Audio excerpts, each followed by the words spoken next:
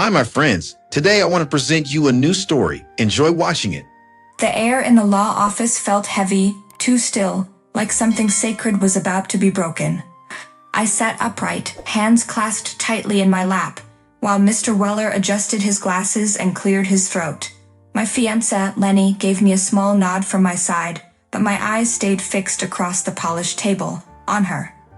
My mother, Samantha, was in full theater mode, expensive black dress, flawless makeup, a tissue balled in her palm for effect. My stepfather, Ryan, slouched beside her, smelling faintly of cologne and vodka. My younger brother, Evan, looked like he wished he were anywhere else. Mr. Weller began reading, "To my beloved granddaughter, Diana." The words felt like wind against my skin. And then came the storm. I leave the entirety of my estate, properties, accounts, investments, to her in full. Samantha's head snapped up. "I'm sorry, what did you just say?" Weller didn't flinch. "Your father left everything to Diana. There is a modest trust set aside for Evan. That concludes the reading." Ryan blinked. "That can't be right. Where's the rest?"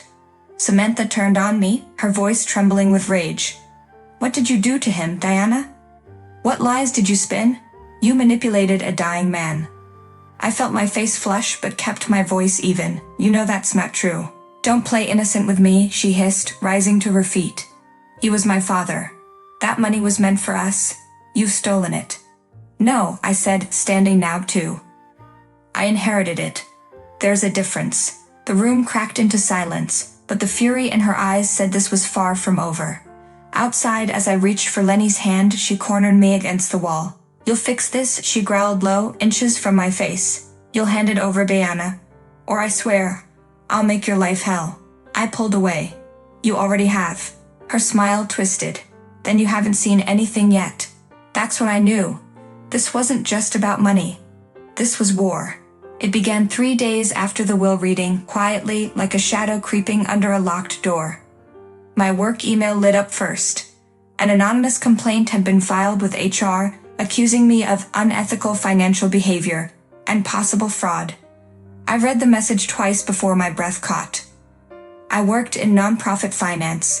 Allegations like that didn't just stain, they destroyed. "Someone's trying to ruin your name," Lenny said, his jaw tight as we sat in my car after the HR meeting. "You know who it is." I did. No one else had that kind of venom. Then came the text messages. At first, they were just pitiful. "Mom, can't believe you're doing this to your own family. Mom, Grandpa would be ashamed of you." Then they turned cruel. "Mom, hope the money keeps you warm when you have no one left." "Mom, you're sick, Diana. You need help." Every hour brought a new one. By Friday, Facebook was on fire. Samantha had posted a weepy paragraph about being betrayed by someone I raised, and how some people will destroy a family for money. The comments rolled in, relatives, old neighbors, even her yoga instructor offering prayers and hugs. Then my cousin posted, "Is this about Diana? Wow." That night, I came home to find our recycling bin overturned, its contents scattered across the driveway. Coincidence? Maybe. But then I saw the wine bottle, Samantha's favorite brand, placed deliberately at the top. Lenny knelt beside it. "She wants you rattled." "She's succeeding," I whispered. But she wasn't done. Monday morning, one of my coworkers pulled me aside. "Hey, just a heads up.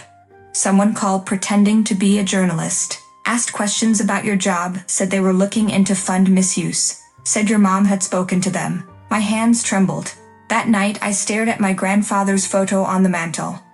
"What did you leave me into?" I murmured. Lenny placed a folder in my lap. "This ends now." I called a lawyer. "Her name is Cecilia Barton. You're not going to fight this alone."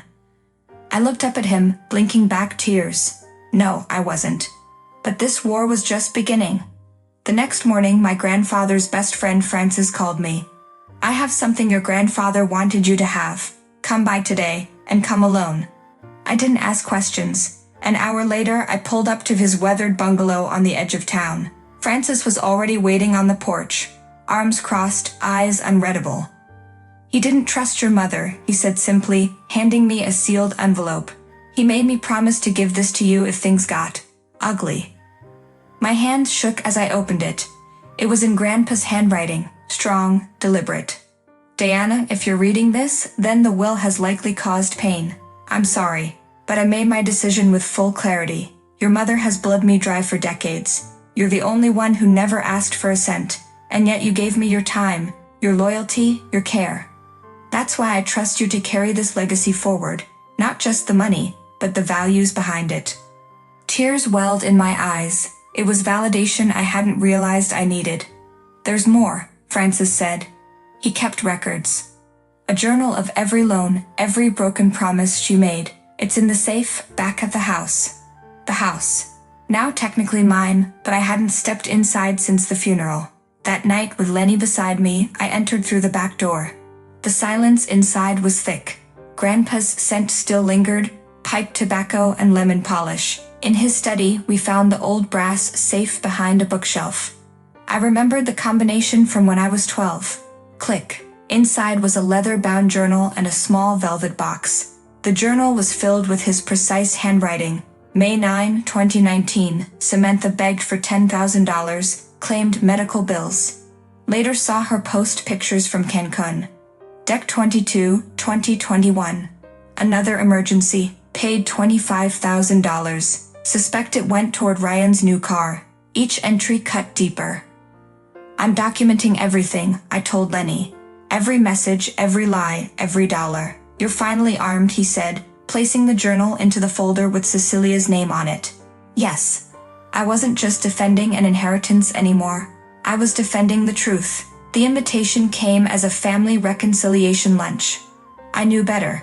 Lenny squeezed my hand before I walked into the private dining room.